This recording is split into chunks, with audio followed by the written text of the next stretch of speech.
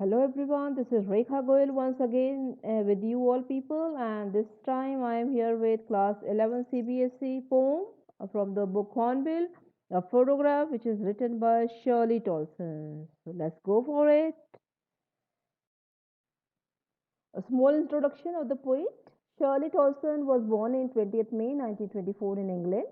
A writer-editor came under influence of Celtic Christianity.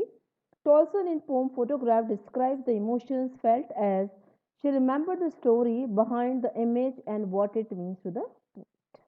Now, before we move further for the stanzas, a small introduction what the poet is trying to say through this poem. Very first thing is that the poem opens with a nostalgic no, tone, right? The poet is very much, she is filled with nostalgia, and the title photograph reminds the poet of her mother, right? She is a sensitive person who is very much affectionate towards her mother, and she has attachment towards her.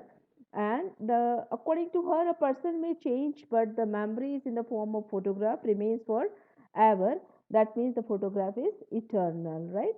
And through memories, the poet allies her mother, who is no more now.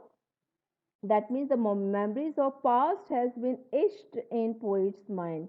It means sketched, right? So though the death has overpowered the innocence of these moments, right? And the poet concludes the poem with a sad melancholy note. So this is what the poem is all about, and now let us go for a detailed study of the poem. Now the slide shows the first stanza. The cardboard shows me how it was when the two girl cousins went paddling, each one holding one of my mother's hands, and she, the big girl, some 12 years or so, all three stood still to smile through their hair at the uncle with a camera, a small face with mother's that was before I was born, and the sea, which appears to have changed less, washed their terribly transient feet. Now, the very first sentence, right? The very first line of the poem, the stanza, opens up with the cardboard shows me how it was. So the cardboard is a sign, is a significance of mortality again here also. So, but then this cardboard has made the memory of the poet and her mother alive forever and ever, right? So the cardboard shows me how it was. It here refers to the picture of the mother when the two girl cousins went paddling, each one holding one of my mother's hands.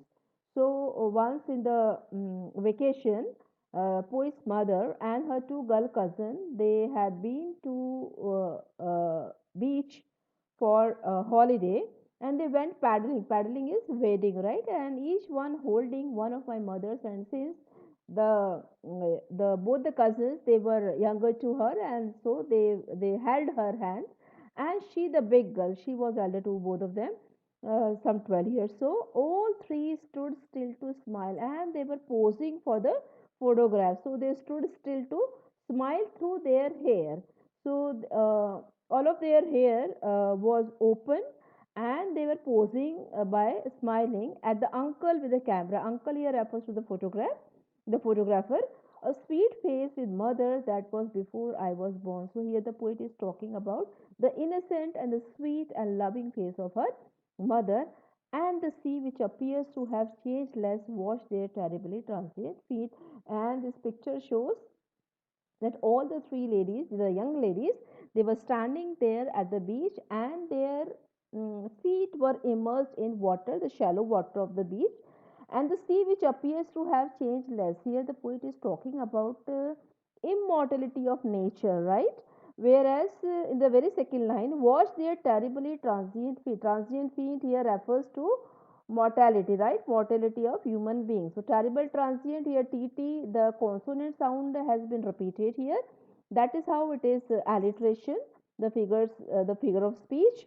And transient here refers to temporary, whereas transient feet is a transferred epithet. Now transferred epithet is one of the figures of speech, and it is uh, related with personification, not exactly personification. Now here when the poet is talking about transient feet, so the poet is not talking about the feet which are temporary, right? The feet which are transient. Here the poet is talking about the human being, the transiency of human being, that means the mortality of human being. So he says that though the sea has changed very less, but the waves are fresh enough, they are shining, they are fireless, and they are moving in the same speed. Fine. So they are washing these terribly transient feet. That means nature takes a lot of time to change, whereas the change in the human being is very rapid. Now, moving on to the second stanza, some 20, 30 years later, she would laugh at the snapshot, see Betty and Dolly, she would say, and look how they dressed us for the beach. The sea holiday was her past, mine is her laughter, both re with the labored ease of loss. Now the poet is saying here that some 20, 30 years later, that means now this is the first stanza the poet was talking about the childhood of her mother. Now this is the maturity of her mother where she was in her family life. Some 20, 30 years later, she would laugh at the snapshot, and whenever she used to see the snapshot, no, the picture, the photograph, and see Betty and Dolly. Now, here Betty and Dolly, these two are the names of her girl cousins, and she would say, and look how they dressed us for the beach. She used to give a hearty laugh, seeing the dressing sense, right? So this is how the childhood is full of innocence. The sea holiday was her past. Now see both of them, the mother and the daughter, both are suffering the loss. Now, what kind of loss? The sea holiday was her past. That means the bygone days when the mother had spent those sea holiday with her cousins. So she was there, and that is her past. Mine is her laughter. Mine here it is this laughter word is very much ironical over here, because how one can laugh, feel good. Fine. How one can feel hearty when the person is no more, right? So mine is her laughter. So she recalls, she reminds her the laughter. She was very much fond of her mother and her laughter, and now this is the bygone days. This is the past that now she can't see her mother anymore laughing. Both re with the labored ease of loss, and both of them, the mother and the daughter, both are forced to. They are forced to divert their mind. They are forced to forget. The mother is forced to forget her childhood, and the daughter is forced to forget her mother's laughter. Now, see here the labored means forced, labored is. Now, these two opposite words are used here. That is how it is oxymoron. Oxymoron is one of the figures of speech where two opposite words are used together. Fine. So here the poet is full of grief. Fine. So though it's very difficult for her to forget, but then she is forced to do that.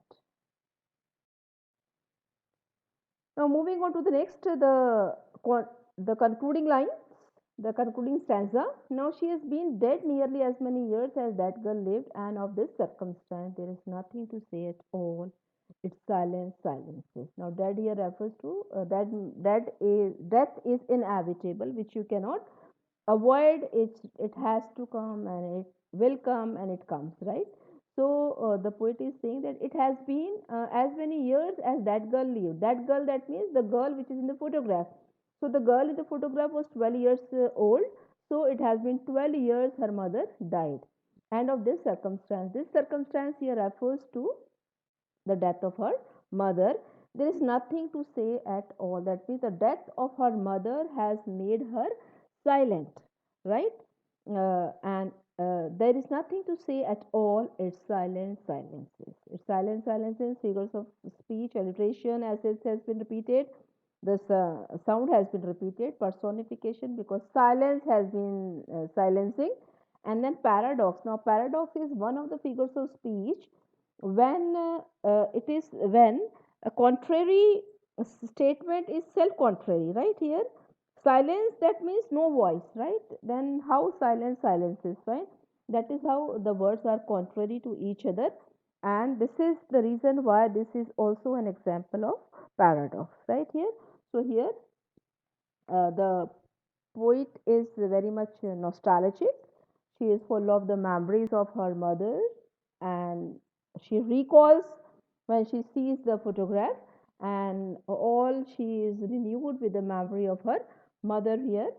So altogether, the poem has been displayed in three different phases, right? Stages we can call. Initially, the first one, she talks about the childhood of her mother. Second, she talks about the middle age of her mother. And apart from that, how the laughter of her mother. And the third stage, she's talking about the death of her mother, which has made her daughter silence forever. Fine. So the and like we can say the concluding line, the bottom of the line is that the poet is full of grief and full of melancholy. She is painful at all, and uh, though she keeps reminding her mother, right? So like we can say that she has immortalized her mother, right? And the cardboard has mortalized the mother. So that's all with the poem. And let's further. Now, these are some of the poetic devices which already I explained. Allusion is there. The cardboard lacks of durability, hints at the lack of permanency of human life, and transport appetite, terrible transit feet. Human life itself is temporary, not the feet, right? Alliteration, terribly transit feet, silences, and stood still to smile. Oxymoron is there, labored ease of loss. Personification, silence surrounds us, and then paradox is silence, right? Now, moving on to the central idea of the poem, Shirley Dawson's poem of photographs is a tribute to her mother. The poem describes three stages in the passage of time. In the first stage, one day she finds an old photograph of her mother pasted on a cardboard sheet. She remembered her mother talking about with fondness. She had a great fondling towards her all the memories. And the photograph shows the poet's mother standing at the beach enjoying her holiday with her two girl cousins. The second stage talks about her mother's laughter, recalling her bygone days spent with her girl cousins. And finally, the third stage is full of grief when her mother is no more. It has been 12 years, which has made the poet silent. Fine, so this is what all about. I hope I do hope you must have understood the poem. Thank you very much.